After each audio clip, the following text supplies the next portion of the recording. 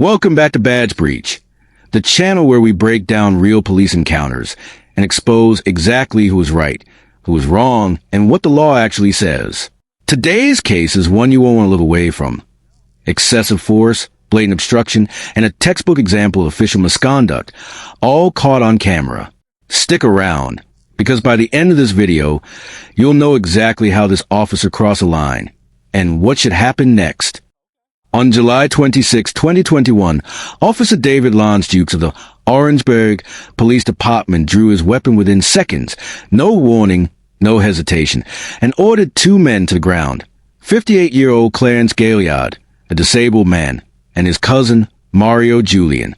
They were simply standing in a parking lot outside a townhouse. What happened next would raise serious questions about the limits of police power. Hey, let me see your hands. Berg, get on the ground! Get on the ground! Get on the ground right here! Get on the ground! You! Burgundy shirt, get on the ground! Over here! On the ground! On the ground! Get on the ground! Do you not listen? Get on the ground! Mr. Gaillard tries to comply. He lowers himself onto his hands and knees, exactly as ordered. But Officer Dukes doesn't stop there. He forcefully drives his foot into Gaillard, slamming him down to the ground so hard that his head violently strikes the pavement. Now let's talk about the law. In the landmark 1989 case Graham versus Connor, the Supreme Court ruled that under the Fourth Amendment, an officer's use of force must be reasonable under the circumstances.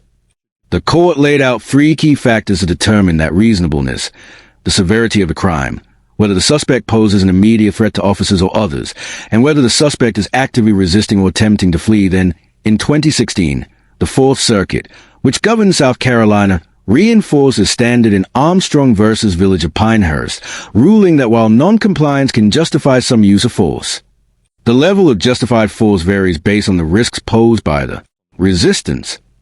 Even passive resistance, the court said, only supports a limited response, one that must match the actual circumstances, not assumptions. So how does this case hold up? The severity of the alleged crime was minimal at best. Yes, Officer Dukes initially claimed he believed Gaillard had a gun, but by the time force was used, that fear had already been disproven. Gaillard had raised both empty hands above his head before lowering himself to the ground. He posed no threat. And most importantly, he wasn't resisting. He was complying. Given these facts, it's hard to reach any other conclusion. Officer Dukes' use of force against Mr. Gaillard was neither justified nor reasonable under the law. Reasonable. Is there a gun back there? Ain't no gun. By that truck. No gun. You're not listening, dude.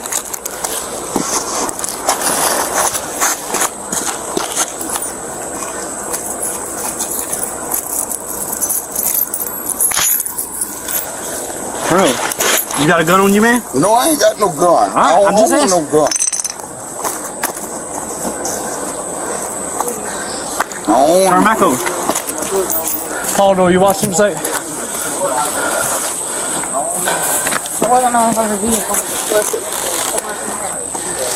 He had something. I ain't want no gun. The door's unlocked, it's not always so. No, he was right here. Watch him. Go watch him. There it is. I don't want no gun. All right, that's what he had.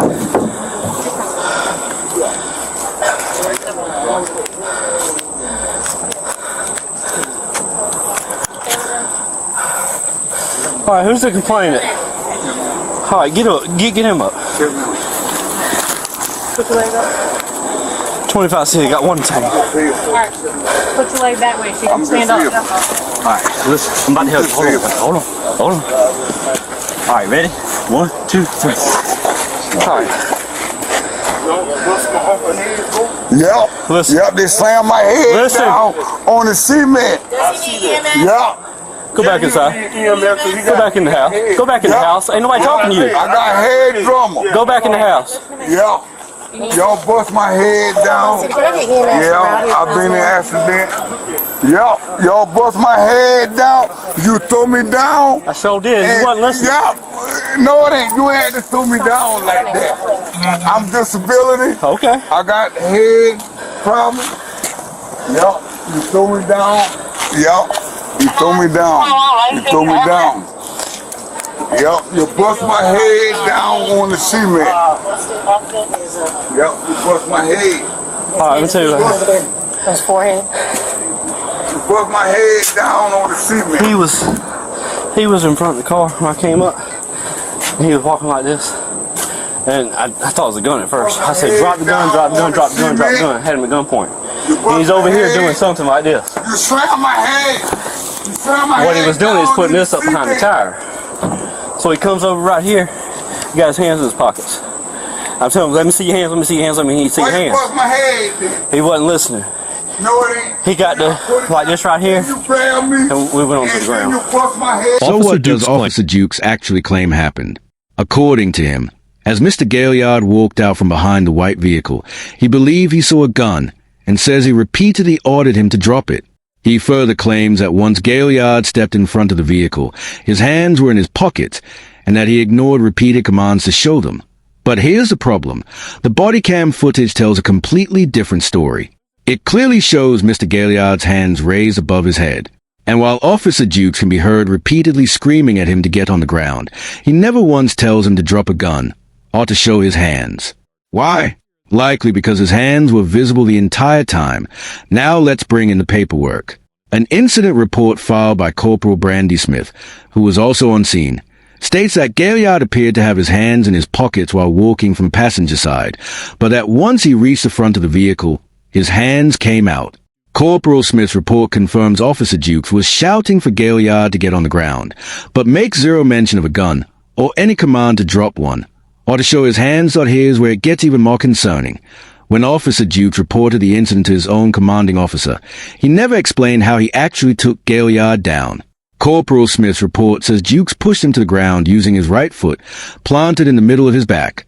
But a separate report, filed by Sergeant Aquel Patter, tells a far more disturbing version, that Dukes jumped up and stomped Gaillard, striking the back of his neck with his foot. Now, the body cam footage doesn't make it 100% clear whether that foot landed on the neck or the upper back. But one thing is certain, Officer Dukes' own account of what happened does not match the video. And it doesn't match his colleagues' reports either. It's filed by his colleagues. Down on the cement. Because my forehead. Yeah, your head did hit the cement. Right, cause you bust me down on the cement. Where's the complainant? You bust my head down on the cement. Right here? You bust my head. You bust my head. Where's the complainant? Bust my head down. We're trying to get the name of the complainant. You So bust my head. What are we doing? I guess Sam was going to check him out. Ain't nobody There ain't nothing over here on the press charges on. Who called? I'm not sure. Take him out of cuffs right now. I mean, because that's what we You're got. gonna have to use it for us. Yeah. No doubt. Yeah. slam my head down. Dude, I didn't know what his You intention use was. it for us. You need to upload your camera. The officer did wrong. Slam my head down. Bust my forehead. Damn right. You gonna pay me for that shit. Mayor, I'm going to take that in evidence of what he had. For what? Well, I mean, that's the reasons I did what I did. You know what I'm saying? That's where I'm coming from. No gun or nothing. Because when he was behind the truck, I couldn't see what he was doing. And I didn't know where There ain't nothing there. that went. If it was still in his pockets when he come around that car with his hands in his pockets. His dogs officer. Got it on camera. Yeah, my All dog right, that's stick. fine. My dog stick. So he can come out of cuffs? Yes. Take him out of handcuffs. Yeah, he can come out.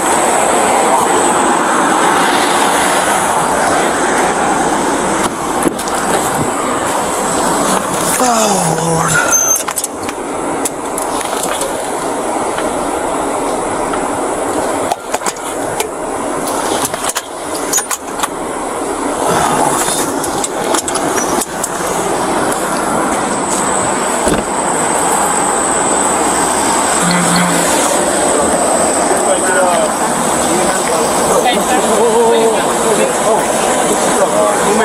You want me to check you out? Gotta take pictures. You mind looking?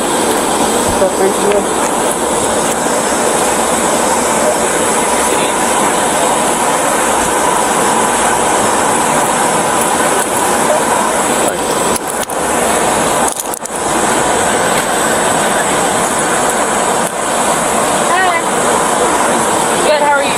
What's going on?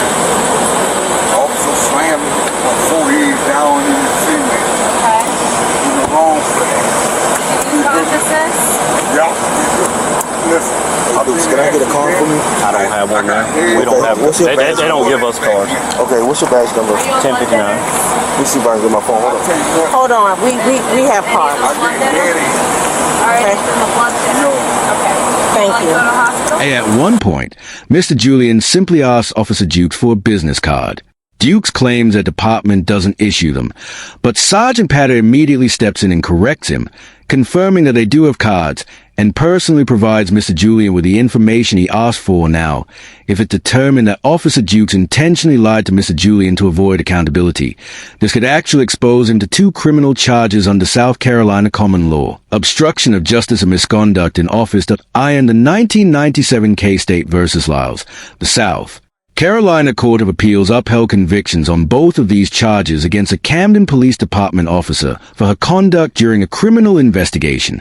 The court defined obstruction of justice as any act that prevents, obstructs, impedes, or hinders the administration of justice, and defined misconduct in office as occurring when a public official fails to properly and faithfully discharge a duty imposed by law. In that case, the officer was found guilty of obstruction and misconduct for failing to interview witnesses after her own daughter became a suspect, obtaining a false arrest warrant against someone else, and withholding key evidence. Now, does Officer Dukes' lie about ID cards rise to that same level? Not quite. But here's the catch. These 2 offenses are defined so broadly under South Carolina law that it's still legally possible he could be charged. That said, it's worth noting, unlike some states, South Carolina does not legally require officers to provide identification upon request. However, many departments, including this one, maintain internal policies requiring officers to identify themselves when asked. Down on the cement because my Yeah, forehead. your head did hit the cement. Right, cause you bust me down on the cement. Where's the complainant? You bust my head down on the cement. Right here? No, put this in. You bust my head. You bust my head. Where's the complainant? Bust my head down. I'm trying to get the name of the complainant. You So bust my head. What are we doing? I guess Sam was going to check him out. Ain't nobody There ain't here. nothing about here on the press charges on. Who called? I'm not sure. Take him out of cuffs right now. I mean, because that's what we You're got. gonna have to use it for us. Yeah. No doubt. Yeah. Slam my head down. Dude, I didn't know what his You intention use was. it for us. You need to have a look at the camera. The officer did wrong. Slam my head down. Bust my forehead. Damn right. You gonna pay me for that.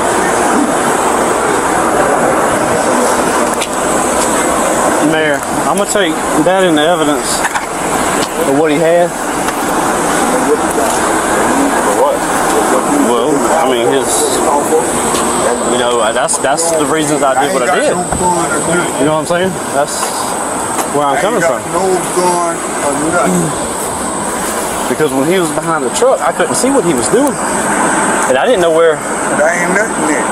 that went. If it was still in his pockets when he come around that car with his hands in his pockets. These dogs officer. Got it No. on camera. Yeah, my All dog right, that's stick. fine. A dog stick. So he can come out of cuffs? Yes. Take him out of handcuffs. Yeah, he can come out.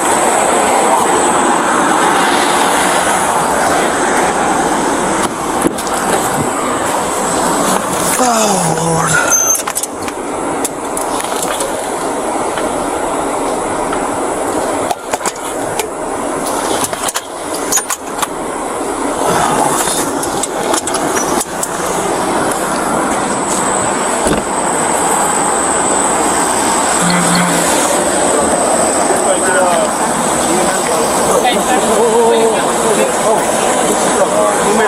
You want me to check you out? Got to take pictures. You mind looking?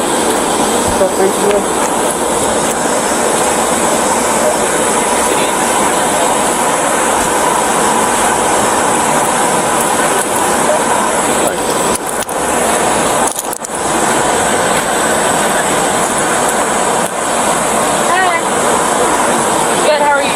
What's going on?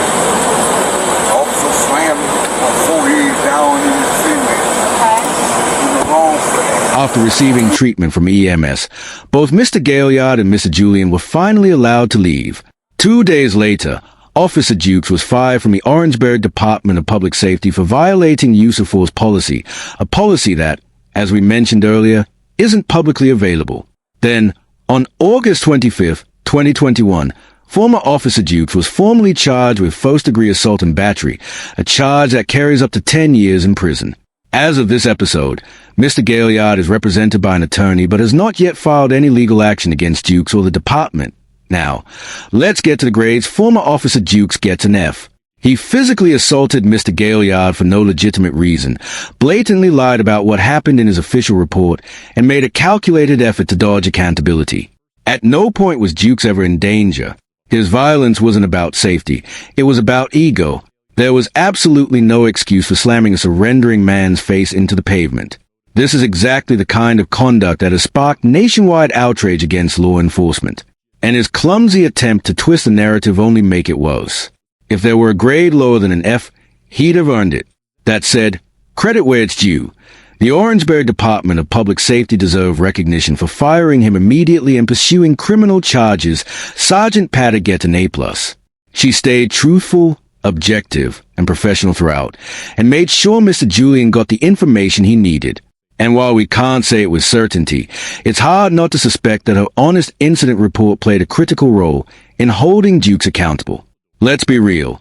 Officers who witness misconduct are often put in an impossible position. Speak up and risk your career, or stay silent and let it slide. We saw that dynamic play out right here, when another officer fist-bumped Jukes over the incident, without knowing a single real detail. That's why what Sergeant Patter did matters. She had the courage to hold a colleague accountable. And I hope her example pushes more officers to do the same. As for Mr. Gaillard and Mr. Julian, I can't assign them a grade, because everything that happened to them was dictated entirely by the officers on scene. They did nothing wrong. They complied with every command, to the best of their ability.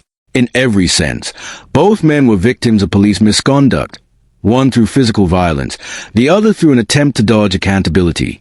And I want to specifically commend Mr. Julian, who had the presence of mind to gather Officer Jukes' information, clearly sensing something was wrong and taking the first step toward holding him accountable. That's it for this episode. Let us know in the comments if there's an interaction or legal topic you'd like us to break down next. Thanks for watching.